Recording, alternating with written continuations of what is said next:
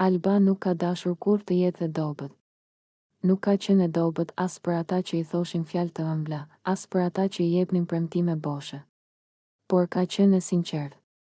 Ka dashur me shpirt, me trup dhe me mendje. Ka dhënë më shumë se ç'kishte dhe për këtë shpesh është lënduar. Eksat nuk i ka dhënë kurrë respekt. Dhe as nuk ka pasur ndonjëherë. Ata që nuk din ta vlerësojnë një grua si Alba, nuk meritojnë as buzëqeshjen e saj, as kohën e saj, as mendimet e saj.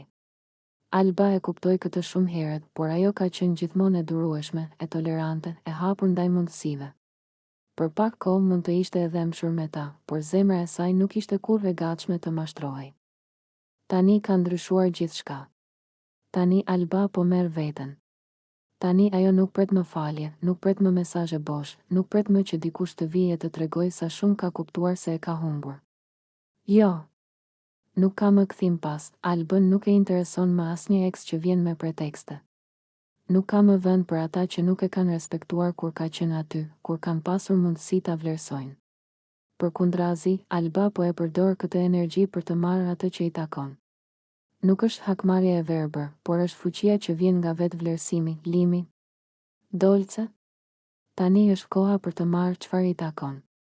Çfarë ka humbur gjatë gjithë këtyre viteve, jo vetëm nga të tjerët, por edhe nga vetë mosveprimi i saj. Alba nuk do ta lejojë më asnjë pengesë të vendos kufi për lumturinë dhe suksesin e saj. Tani çdo hap që bën është i drejtë për të, për veten e saj. Ajo nuk po e bën për ata që ikën, por për veten. Çdo gjë që ka humbur do ta kthej, çdo mundësi e humbur do ta rikuperoj.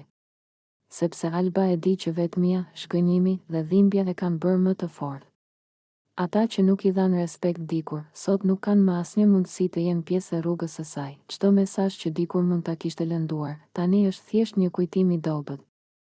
Çdo kujtim i hidhur është bërë një motiv për të ngritur më lart. Alba nuk po largohet nga askush që është i mirë për të, por nuk po humb më kohë me ata që nuk e kanë kuptuar kurrë vlerën e saj. Ajo ka mësuar diçka shumë të rëndësishme, të mos marrë më mirësinë e dikujt si dhuratë, por ta marrë si të vetën. Të mos pres më dashuri që vjen me kusht. Të mos shpresoj më tek fjalë të bukura pa veprime. Sepse veprimet tregojnë gjithmonë më shumë se fjalët. Alba është bërë e fortë, jo nga hakmarrja, por nga vendosmëria e brendshme. Nuk ka më vend për pësime të njëjta.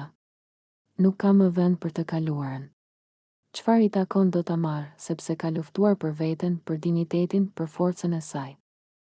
Tani, çdo hap që bën, çdo vendim që merr, është një deklaratë e qartë. Nuk do të lejoj më askënd të ndërhyjë në lumturinë e saj. Nuk ka më vend për ata që nuk e kanë kuptuar se Alba nuk është e menaxhueshme, nuk është lehtësisht e fitueshme. Ajo është e saj, dhe ajo e di vlerën e saj më mirë se çdo tjetër. Për Limin dhe Dolcen, kjo nuk është thjesht kthim. Kjo është afirmim. Kjo është dëshmi që Alba nuk do të mbetet kurrë më pas, nuk do të kërkojë më asnjë miratim të huaj. Çfarë i takon do të vijë te ajo, me punë, me forcë, me vendosmëri. Nuk është për hakmarrje. Është për vetvlerësim. Është për respektin e vetes. Tani Alba nuk ka më frikë. Nuk ka më dyshime.